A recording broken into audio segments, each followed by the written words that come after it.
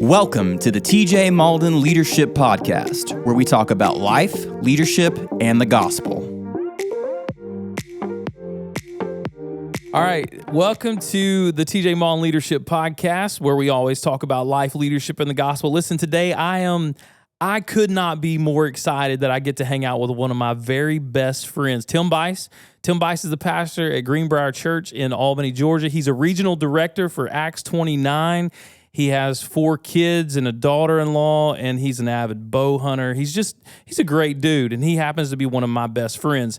We were having a conversation a few weeks ago about church hurt, and it's something that as a pastor or a leader, you're going to experience. And I was sharing my experience with a family, and I was just talking about, I was like, man, listen, Tim, I said, I feel like sometimes in ministry, like as the pastor, we're so expendable. Like we invest our time and our energy and our hearts into people, and then like they'll get mad about the carpet, or they'll get mad about like the lights move too much, so we're going to a different church. And all of the love and the time and the investment that we gave to those families, then it feels like it was almost wasted energy. And we know it's not. We know the Lord uses it.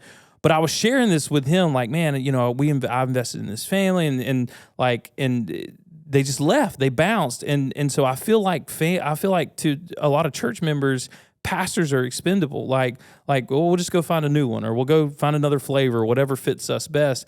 And Tim started sharing with me, y'all. I told him the other day, I was like, you got to write a book, bro. He started sharing me this mindset and really this philosophy that he's cultivated about friendship and leadership in ministry. And so I invited him. You say, well, why are you having Tim on the podcast? Because I think this is one of the most brilliant concepts that I've heard that marries leadership and biblical friendship. So Tim, I'm glad you're here, man. Hey, man, thank you for inviting me. Yeah. Tell me, before we launch into all of this friendship philosophy that you've been able to cultivate, what's new, man? What's new at Greenbriar? What's new with you, family? Since the last time you were here, I'm going to be a grandpa. Yeah. This is awesome. And the Bice name will continue. It's going to be a boy. That's awesome, dude. That's awesome. Just found that out the day before yesterday. Yeah, I was going to say, I didn't know. I knew you were going to be a grandpa. I didn't know it was going to be a little boy. That's incredible, man. The Bice name continues. What else is going on with your kids? Tell me your kids' age again. Will's 26, Emily's 24, Landy's about to be 18. Bro. And then Ellie's 10. Man, I used to walk around the kitchen with Landy on my arm to get her to stop crying. So this is full about circle. to be an adult. Blows my mind, bro. Yeah. So, guys, Tim and I, we've been friends this year will almost be 20 years of friendship. And in those 20 years of friendship, he's one of the oldest. I mean, not like old, hold on, but you know, one of the longest, I'll say that, yeah, I can call you grandpa, literally. One of the longest friendships that I've had that has sustained highs and lows in ministry and in life. And Tim, you were sharing with me even, you know, I watched you. I mean, man, we became friends so far back that I remember when you were the pastor of, was it East Albany Baptist? Mm-hmm. So you were the pastor at East Albany Baptist. Then you were the pastor at Lakeshore Baptist. Mm-hmm. And then we planted Greenbriar together, and you've been the founding pastor now at Greenbriar for 15 years. And so in all of those years, and I know the things that you're going to share today, the context is a lifelong of leadership and ministry that you're going to share. Would you start walking me through some of the revelation that you've got, that you've seen on how to differentiate friendships, influence, and leadership? Because when you told me explain to me the 4 tiers or the 4 levels of friendship that you feel like you've been able to recognize in this philosophy of friendship. It might be worth it just to go back a little bit and explain like why I had to do this. Please. Because, so I never experienced depression in my life until I got into ministry. And it took me years and years to finally realize it was the severed or tarnished relationships that triggered depression in me.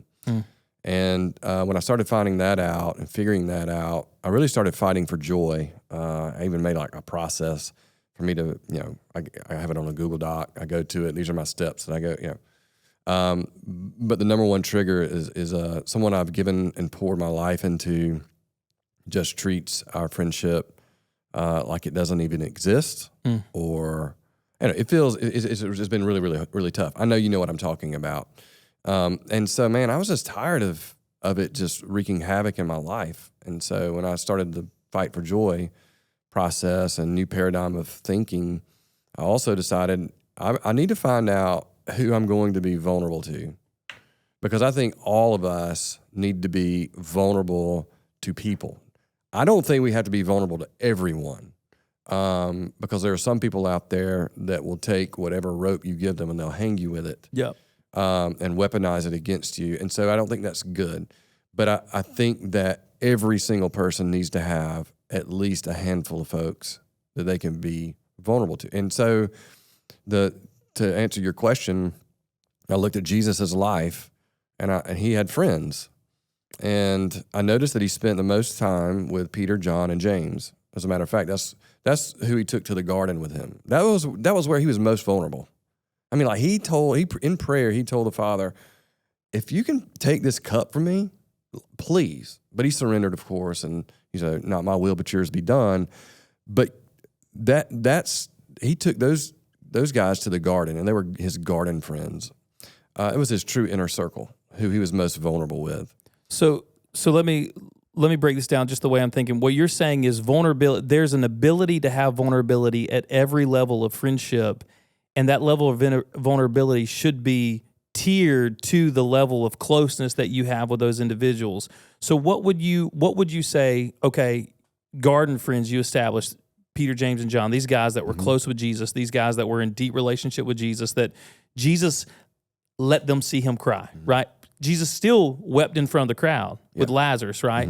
But it was different in the garden. It was a different level of intimacy. So what are some things for you that you say, okay, I have these inner circle friends, and I hate to use the word inner circle because people might perceive that, oh, this is your elite group of friends or whatever, the who's who. No, that's not what we're talking about. These are the people that you will allow to carry burdens with you and that you will carry burdens with. So would you give me some qualifiers? Like, can you have someone in the garden that's of the opposite sex? Can you have someone in the garden that doesn't know what you do for ministry? Can you explain kind of some of those things about your garden? I think it'd be friends? helpful to also, real quick, like before I get into that, tell you the difference between transparency and vulnerability. They're not the same thing. Transparency is I'll be just open enough and give you just enough rope in my life to earn some trust, to have a friendship. But until I gain trust from you, I'm not giving you all the rope. That's good. But I'll be transparent. Vulnerability says, here's the rope. This is my whole life.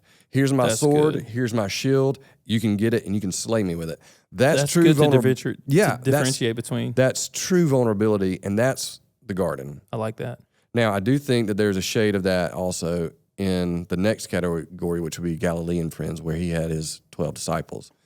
But the markers of the garden friend, I think. Did you read 5 dysfunctional of a team? 5 dysfunctions of a team. Yeah, that's what it was. Lencioni. He draws this pyramid, and the basis for all relationships is trust. Like that's the base of this triangle, right?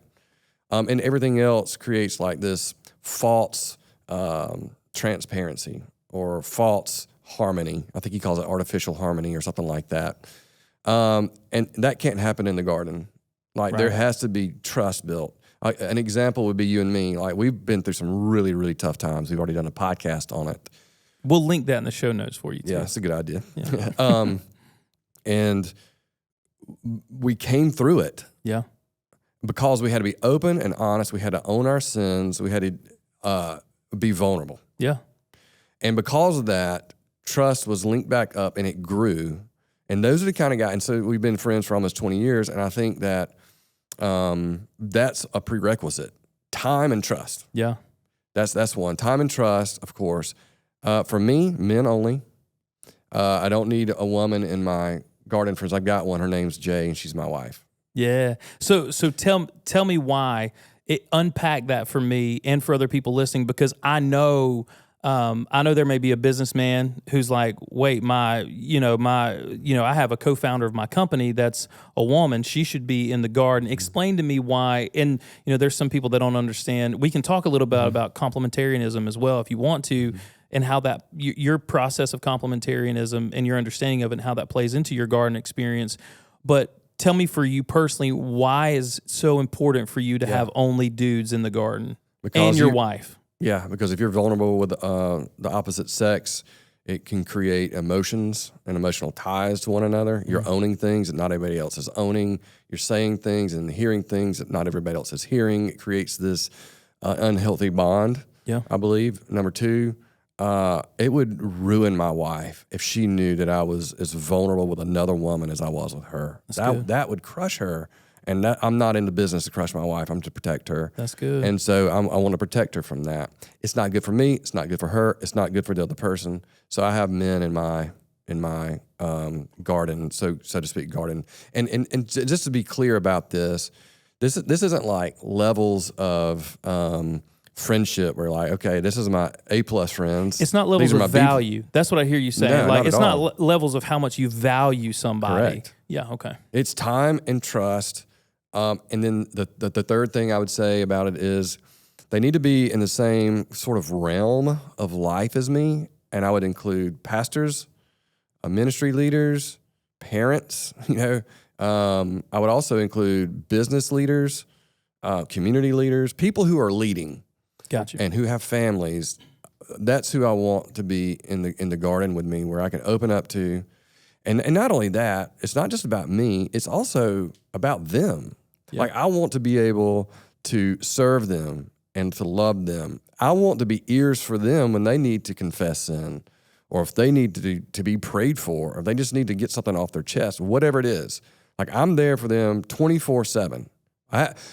Garden friends have availability to me no matter what. I drop everything for a garden friend. If they're in need and help, I will go to them. Yeah. And so I think those are the markers for garden friends. Awesome. Give me an experience in your life where you feel like you have been, where if you had not had a garden friend, or where you have most seen this come into play that's been most beneficial for you or most encouraging for you or powerful for you. Give me an example so everybody can say, okay, when you say you will travel to, I can give an example from you in my life. Like 6 years ago when I experienced burnout, you came and walked around the yard and you dropped everything. That's a real life experience from you. I have those people in my life that I'm like, man, I will fly across the country and sit with you and cry, whatever it takes. I will help do whatever. Yeah. So give me an example. So put some skin on it for people, if you can. So I think as Christians, especially as pastors, we're in the business of fighting sin, and the best way to fight sin is to head it off in the temptation phase of it. Our elders, John Schroeder in particular, if I'm ever tempted in any way, I go to him. And I'm completely vulnerable. This is what I'm thinking. This is how I'm feeling. This is where I'm tempted. And I need to get it out. And you drag this out of darkness into the light. And he listens and he prays for me. I think we've both been around enough unhealthy churches where if you were to do that, you'd get fired. Sure. And that is not a good environment. That's toxic. Yeah. How can you live out where John says, confess your sins to one another so that you may be healed? Yeah. And if you catch it in the temptation phase, it's way better. Yeah. Right? The temptation phase is much better than the consequence phase. Yeah. That's probably the biggest thing I've seen manifest in such a good way and fruitful way. Yeah. Okay, so those are your garden friends. Yeah. Right? Those are, they're not better than anybody else either. Again, I just want to make sure that that's clear. It's just people that I know that I can trust, and we've got a tenure. Yeah. And so after that, you move out of the garden. For some people, that may be 3 people, 5 people, 10 people, whatever. If you've got 10 garden friends, you're doing something. You're doing something. Yeah, listen, my dad, this is crazy, but my dad, who was not a believer at the time, said this to me when I was in high school. And he said, he was in his 40s. And he was like, TJ, listen. He's like, if you get to be my age and you have 5 real friends. And I didn't know what he meant at the time. He said, all these people in high school that you're, that you're doing life with and you're partying with, you're doing all this stuff, whatever. He was like, you will not speak to them 2 years after high school. So true. He said all of this, like chasing all this approval, whatever. Mm-hmm. He was very wise in a lot of things. And he said, if you get to be my age and you have 5 friends that are authentic, real friends, he said, you can consider that a quality life. And I was like, I agree. But I remember being 17 thinking, man, what are you talking about, dude? I'm gonna have like a million friends. So A million acquaintances. exactly. So Can you give me a quick example of what a garden friend looks like in the scriptures? Sure. 2 Corinthians. Paul's writing his second letter to the Corinthians. And he starts it off talking about comfort. That God is the God of all comfort. If he's comforted you, you comfort others, so forth and so on. But I didn't really realize this until about a year ago, maybe a little longer. I noticed that he uses Titus as almost a case study for this. And he's in Troas, and he says, a great door is opened up for me to preach the gospel. I mean, that's what he had been asking people to pray for, like the Colossians, and like pray that a door would be opened up. Yeah. And Paul is, you would imagine Paul's always going to take an opportunity to preach the gospel. Like that's his whole life, right? And it says he didn't because his brother Titus wasn't there, and he was too weak, and he left. Paul didn't preach the gospel. Chapter 7 rolls around, and they reunite, and he just goes on about the comfort that he has. His garden friend, man. Because of his garden friend, Titus. And now he's like, let's go be back on mission. Let's roll. Let's do this. It's crazy that you say that, but if you look at Paul's life, you've got Epaphroditus, Timothy, and Titus, people like in close proximity. We're at church, we're going through Philippians right now, and he's talking about how Epaphroditus was sick and how God gave him grace by not allowing Epaphroditus to die because of how deeply it would wound him. So you've got this picture all throughout his ministry and his life of garden friends. That's really garden cool. Friends, man. That's really cool. Yeah. So now help me see Galileans? your Galilean friends, and what you mean. Why you say Galilean friends? If someone's listening, they're not they don't read the Bible. They're not a Christian. They're not familiar. I would say that Jesus spent most of his time with the 12. Right. Though he had the 3 that he took to the garden, the disciples were from Galilee, and there were 12 of them. He did life with them. I mean, like ate, slept, ministry, you name it. And they saw everything about him. They were a benefit to Jesus. They loved him, and he loved them. And so I think for me, I've got a lot of Galilean friends who can be women too, by the way. Okay. That usually are on staff, like with us, or some other Acts 29 pastors that I'm very close to.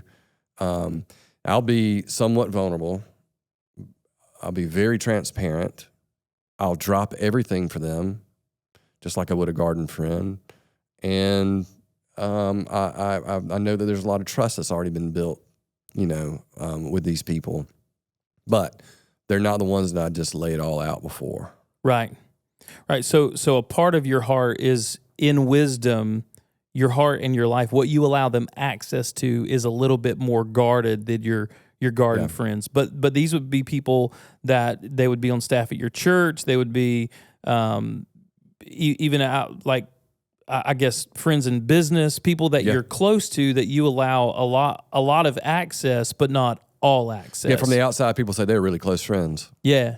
Mm-hmm. So give me an example in your life, if you can, to put some skin on this. Give me an example of a relationship, or, and it doesn't have to be a specific relationship, or help me define beyond like the aspect of this person has a little more access than a gathering friend, what we're going to get to, but not as much access as a garden friend. Is there anything you can pinpoint that would be comfortable, that you could unpack, that, oh, here's a good example of someone that knows they're a Galilean friend and someone that I value as a Galilean friend? Mm-hmm. Yeah, I was going to say her name, Sarah Johnson. Sarah, of course. She's on staff with us. She's been in our church almost the entire time since we started. And she and Anthony, her husband, actually lived right next to us for a while. We converted our garage into an apartment, so they lived in that apartment. And we've just been doing ministry for a long time. And I trust her completely. And I can talk to her about a lot of different things. And we spent a lot of time, my wife and she and her husband, we spent a lot of time together. And I feel like they're some of my closest friends. That's awesome. Yeah. Now, Anthony's He's worship leader. He's our worship pastor. He's a worship pastor at Greenbriar, AJOnline.net. Nice. He's like that. So Anthony Johnson, one of the most talented dudes ever. Smart too. But so they would be, and what I love about that is that her husband is as much a part of that ministry and life and relationship as she is. So that's a really good example of a Galilean friend, someone that has access to your life and ministry. More access, but not all access. Yeah, and I think the other part is that I'm known by them. I think that's so Ray Ortland, he said this one time, I'll never forget it. He said, you can either be impressive or you can be known, but you can't be both. That's good. That's so good. I'm not there to impress these Galilean friends or my garden friends. I'm there to be known. Yeah. And you have to be open and honest and transparent, and you have to be wise in vulnerability. That's really, really good. All right, so you have your garden friends, your Galilean friends that would look like your staff, people in close proximity that you're doing life with, you're sharing burdens. Both tiers in this and a lot of people in I would say a lot of longtime members of our church. I would include them in there. In your Galilean friends. Yes, absolutely. Awesome. So, but then there's the gathering, what you call gathering friends. And this level of closeness, this level of service, it changes a little bit. It does. All right. That's where I think that's where I got sideways. I think I tried to put everybody in the garden. Come on, we're going to the garden. I'm highly relational. I love people, and I like to have friends. And do you think that's the problem with the pastor burnout numbers? And I'm sorry that I interrupted you, but the pastor burnout numbers are so astronomical right now. They're really out of this world. They're shocking. Do you think it's because most pastors, when they walk into a new church or they walk into a ministry that God's called them to, they're passionate, excited, and they want everyone, they think everyone feels the way about them as they do about them. Or the same, like it's reciprocated. This pastoral care and love and vulnerability is reciprocated. So they let everybody into the garden. I do think that. And they're torn apart. I think they're ripped to shreds. I think the pastor, it's the only, if you want to call, I'm going to do air quotes, profession where the pastors sit around in circles discussing how they're going to make it to the end. Bankers don't do that. Lawyers don't do that. I mean, this is the only profession. Yeah. And the reason is because we do not see the church as a mere institution. It truly, absolutely is our family. It's our whole life. It is. Yeah. And so you're constantly pouring yourself out for your family. And then something petty comes in and they get upset with you, leave, and then make sure they pour hot coals on you when they leave or whatever. And they always have a different version. They always have a worse narrative of the story, or a worse narrative that always makes them look bad and you look like the evil enemy. Yeah, they horribilize you. Yeah. I learned that from my friend Jason. He says, people have a tendency to horribilize others in order to justify themselves. And I think that's true, man. And so it's like pulling your guts out. You can't sleep. You wake up at 3 a.m, and it's your first thought, and you don't go back to sleep. You're tired. I mean, and here's what happens. It happens over and over and over and over and over again. Yeah. And you create this, I don't know, it's like you don't get calluses because you're a pastor. Your heart always has to be open, right? Yeah. And it's like if I were to hurt my knee, let's say I had knee surgery, and you walk by and you bump my knee, and I'll just cry out in pain, like, oh my gosh, that was painful. Yeah. Well, because I'm hurt. Yeah. But any other time, if you did it right now, I probably wouldn't even feel it.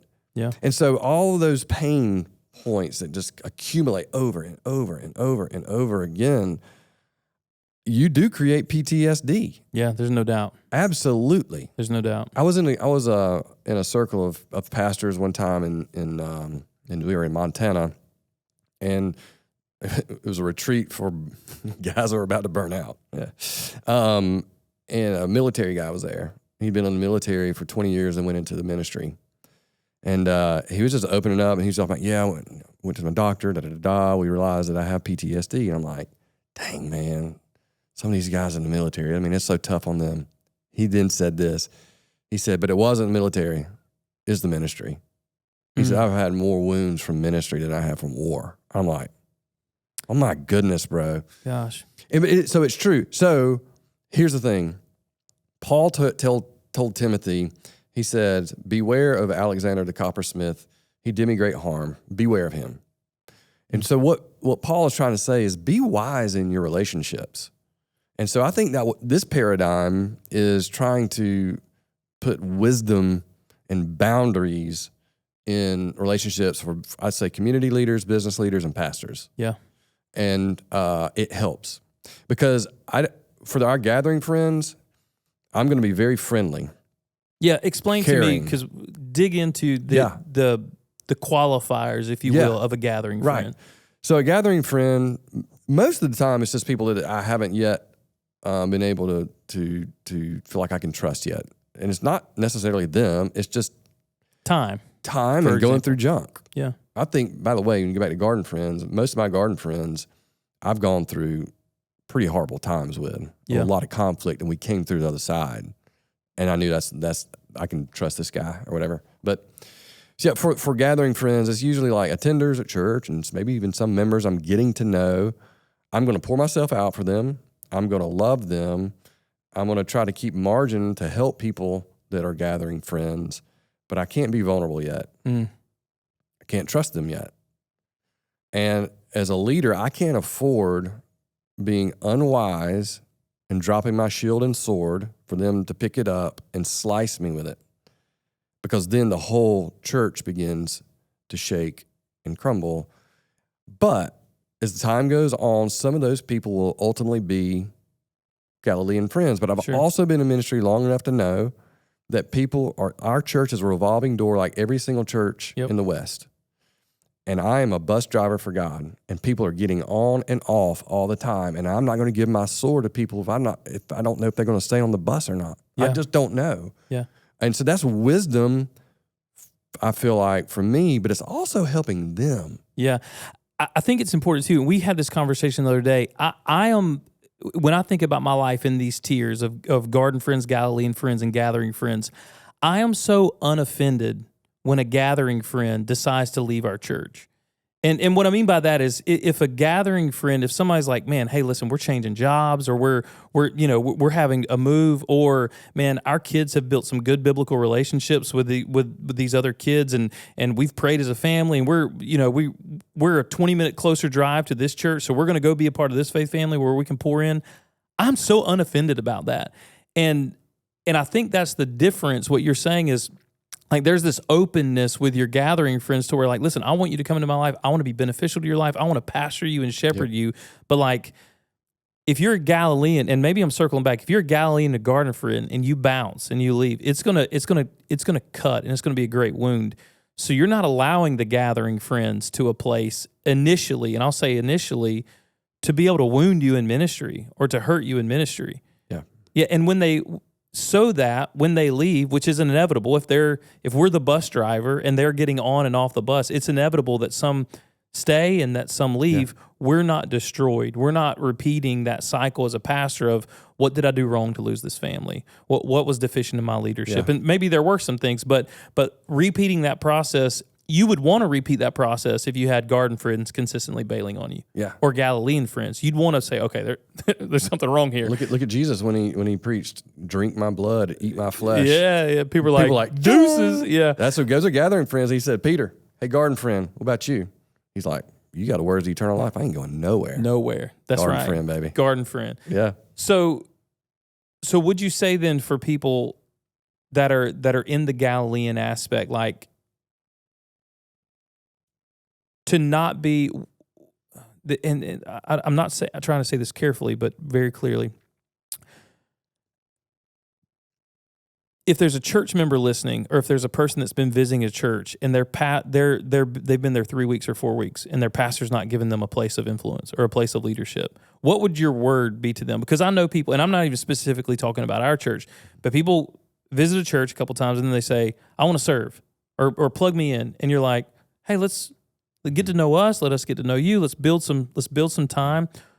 And then they get offended and go to another church that's more easily accessible to serve in, or to jump in the waters at, or whatever, or they're given more influence. What would you say to those people that are maybe the gathering friends on the outside, and they've been to a few churches and they're grappling, do I stay? Do I go? Where do I fit in? What would be your word to them? It's according what all they're facing, but I'd say in general, you got to look at yourself too. Like Psalm 139, search me, know me if there's any wicked way. I'm learning more and more. If we're faithful to preach the gospel, to be gospel centric in every aspect of our church, and we care for people well, or the best we can at least, and we're healthy, and our leadership is healthy. Like that's all we can give you. Yeah. I'll make one guarantee as a pastor to our congregation. I'll fight for their greatest joy by connecting the gospel to their everyday life. I cannot promise you anything other than that. That's good. That's good. And so I'd say I think being a little bit consumerism. I think that's part of our problem too. People treat the church like a restaurant rather than a family. Yeah. If my needs aren't being met, if you're not giving me what I want, we're going to go find. We're going to go to a different restaurant. Yeah, that's consumerism. Yeah. You look at Jesus' circle. Look at all the churches in the New Testament. That was not the case. They didn't walk in and say, "All right, you got a good kids ministry, great music, community groups of people that I'm like and people I do like. I think I can stay here, so here's my tip. I'll come back again as long as the food's good. As long as you're meeting my needs." Yeah. But family is, I'm here for you no matter what. We're family. Yeah. This is where I'm committed. This is where I belong. And then you get outside of yourself, get over yourself, and start loving other people. Quit worrying about you, man. Like, I think that's what I would say. Which, it's a real popular message today. No, listen, I say it all the time to our congregation. I think people come to church thinking that the pastor's there to save them, and the pastor's there to be their Sunday morning pep rally guy that gets them through the week. But I tell them, like, man, real gospel transformation, real spiritual transformation, community transformation, family transformation happens when you get a hold of the gospel for yourself and you begin to live it out in your daily life. Not when you're looking to the church or the pastor to be your spiritual, mascot that pumps you up for the week, but you begin to live this thing and live this thing out. The healthiest people I've found are people who truly want to go make disciples. Yeah. I'm telling you, like, it's in them. You know it. They want to witness and they want to make disciples. That means that they're living their life for others, not living their lives for themselves. That's the key. And so I think all of us need to ask ourselves that question. Are we living this for us? Or are we doing this for others? Yeah. And that's huge. So circling back, so your garden friends are the closest friends I'm most vulnerable with of the same sex. Yep. that you can have real honest conversations about anything and everything that There's you'll carry trust and tenure. Yep. Your Galilean friends have great access, but not all access. Yep. Trust, tenure there too. Yep. Your gathering friends are people that you experience are getting on and off the bus of life and ministry. Getting it could to know be them. business. Mm-hmm. Yep. Getting to know them and loving them. And then there's a fourth for you, and that's your guests. That's right. And so explain to me real quick what your guests are, a guest in your life would be. Anybody that I come in contact with or an acquaintance. Could be business. It could be maybe even pastors in town that every once in a while I get to see and say hello to. Those would be people that I would consider guests. And notice that it's still I'm still responsible to be hospitable and invitational and caring and friendly and loving and helpful to those people. Because you never want to get to a place where you got a category you put people in, you're like, man, I can't stand this dude. I'm putting him in category X. I don't ever want to see him alone. Yeah. Now, I know there are times where we do have to set boundaries. Sure. And those are usually, that's not the norm. But for the most part, you want to treat everybody with respect, care, love, and be a help to them. Yeah. And that's guests. I don't know them yet. Sure. I don't know them well enough. I'm not doing life with them. But they're still friends. Yeah. But they're not in the garden they're not Galilean. That's good. How would you say then, if there's a pastor listening, and I feel like this is for business leaders and pastors, this isn't, honestly, when I'm thinking through this, I think about somebody in everyday life. I think like who's building community leaders too. Yeah, I Mayors. mean, building relationships with people. I think this is a great safeguard too for family and marriage, relationship. Building teams, building friendship. What would you say? I know this. I tell our members of our team this all the time when asked, like, TJ, how do we survive? Because I've been asked that question. I know you get asked that question all the time. How do I survive in ministry? How are we going to make it? I always say you got to lead with thick skin and a soft heart. You got to lead with thick skin and a soft heart. So for you, if there's a pastor, if there's a business leader, if there's someone now that's grappling with friendship, for you, what has been a primary help to you in thinking through this 4-tiered separation of relationships? You're like, I'll title your thing, you know what I'm saying? But there's this these 4 perspectives of friendship. What helped you? Surely you didn't sit down, or maybe did you sit down with I'm thinking the practical aspect of this of now, how somebody can grab a hold of this. Did you sit down and say, okay, here's an unhealthy relationship that has wounded me repeatedly? Yes. You did that. Okay, so you put names on a paper and you said, this person's a garden friend. Here's some metrics: time, trust, endured hardship, whatever. So for some people, it might be really good for them to sit down and identify people in their life, especially if it's people who have been consistently faithful or consistently wounding, and find a place for them, right? Not to make it hyper analytical, but to just give people a framework to work in. Absolutely. Okay. Yeah, that's how it came about. I'm like, why am I letting a handful of people destroy my soul? When I have all these friends that love me so much, and I can't even enjoy them. I feel like I can't give my best to them because these people over here are just ripping me apart, and they apparently never my friend anyway. And so I think that's how it all came about, actually. That's good. It has helped. It has helped as I think through these things. It's helped a lot, actually. That's awesome. Yeah. That's awesome. Dude, listen, thank you. Yeah, man. Thank you so much. This is, I told everybody, I was like, this is one of the coolest conversations that I've wanted to have in a long time. I told you that because when I heard that, for me, I was like, oh my God, there's so many times in my life where I think, especially when you're a leader and you're a visionary too, you're like, everybody, come on, man, and then when you're like, you pour out everything to people, and then people, they treat pastor so often as a relationship that's transactionary. Like, I'm getting something from you, you're meeting my needs, and when those needs aren't met, or you begin to meet another family's needs, oh well, then we're gone. Yeah. And I think it was really good for me to look at this and say, okay, garden friends, Galilean friends, gathering friends, and guests. Yeah. It was really helpful for me. And so I hope and pray, and I know it will be for so many of you listening, just as helpful. So as we wrap up our time together again, Tim, I want to add one more thing. Yeah, add one more thing. I know you got a time limit. Probably there's a clock somewhere. No, man, I had 3 other questions I was going to ask you. I was just rolling on, man. We're just being real. You can say whatever you want, man. You the guest, baby. I think it's 2 things. Number one, if you adopt this paradigm of friendship, you don't have to tell everybody where they fall into your categories. Nobody really needs to know that but you. Yeah. I'd say that, number one. Number 2, if you're friends with someone who adopts this philosophy, be charitable toward them. Yeah. I know for me, I'm trying to be wise and intentional, and I'm trying to last. I want to finish the race well. I want to be poured out at the end of my life, like Paul said, as a drink offering, where I say, I fought the good fight, I finished the race, I kept the faith. Yeah. That's what I want. And in order to do that, I have to be healthy. In order to be healthy, I have to manage friendships. That's good. I'm connected to hundreds of people, and I want to be best friends with all. I really do. My heart, I want to be best friends with everybody. Yeah. You're like that too. I want to be best, but I realized that I can't. And it took me to my late 40s to realize that I couldn't.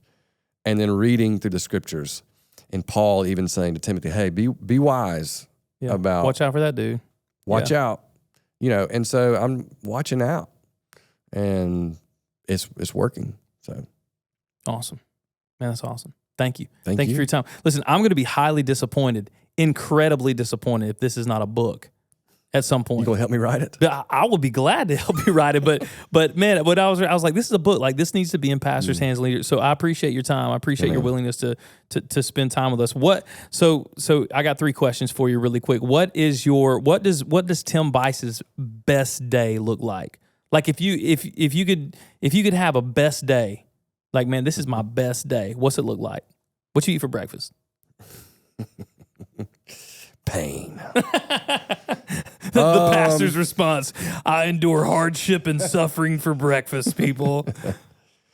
Oh man, getting up early, getting in the Word, journaling my prayers, getting busy, going to the office, going to see my garden friends and Galilean friends, check on them when I get there, do work, whatever the work is for the day, work out at lunch, and try to wrap up my day, 4 or 5 o'clock, go home, and then have a date night with my wife and pick at my kids a little bit. That's awesome. That's the perfect day. Yeah. Man, I think I probably over-spiritualized it. No, I mean, that's because all right. There's some other days, too. I was about to say, when I get to go hunting. If it's turkey season, Hunting, the perfect day starts with a gobble of sunrise. I didn't want to say that because it felt unspiritual. Yeah, I love it. I'm glad you did. I'm glad you were vulnerable with all of your Galilean friends you've met today, and all the guests.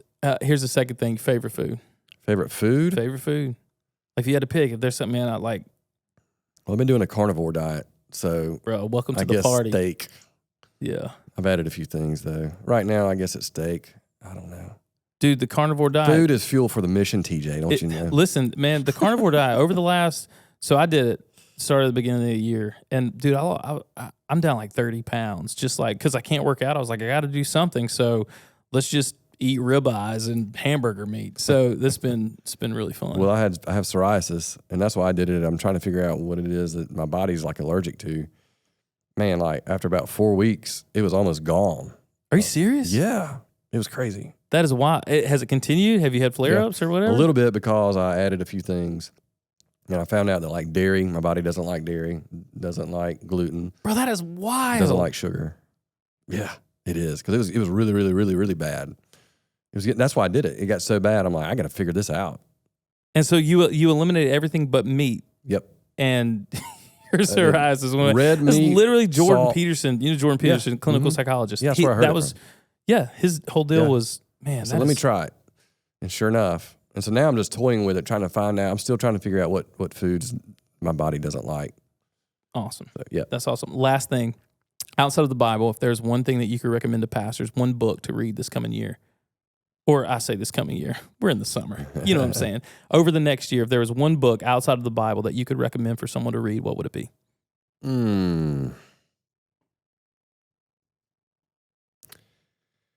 reading one now called Fire in the Streets. It's really good. And it talks about a little bit about our culture, how we've gotten where we've gotten. I don't want to get political, but how things have been politicized in our country and in the West. It's really good. So he goes all the way back to, Karl Marx and some other philosophers and how neo-Marxism is creeping in more and more and more to everything that we see. And it just kind of lets you, it kind of pulls the curtain back. Yeah. Historically. I thought it was really good. But awesome. if you're interested in like what's going on in our culture, I think Fire in the Streets, written by. I don't remember. Okay. So Fire in the Streets, we will link this in the show notes. So Fire in the Streets will be in the show notes, and hopefully it won't happen in time, but eventually I will be able to one day link when I do a podcast on friendship, maybe season 4, episode 2.